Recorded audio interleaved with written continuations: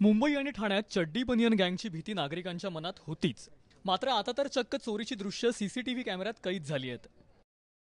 ठाण्यातल्या रौनक पार्क सोसायटीमध्ये रहिवाशांच्या सतर्कतेमुळे चड्डी गँगला पळ काढावा लागलाय.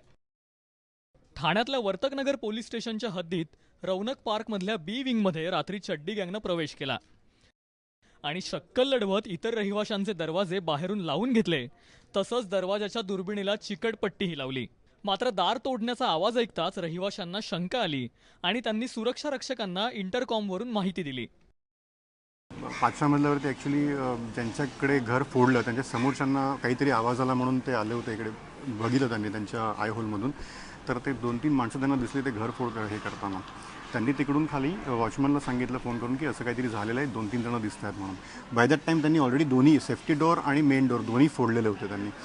सीसीटीवी का फुटेज देखने के बाद ये पता चला कि 8 लोग यहाँ पे एंट्री मारे थे.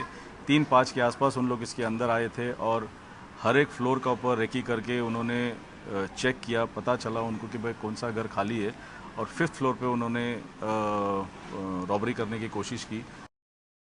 सुरक्षा रक्षक लिफ्टने येत असल्याची कुणकुण लागतात चोरट्यांनी धूम ठोकली.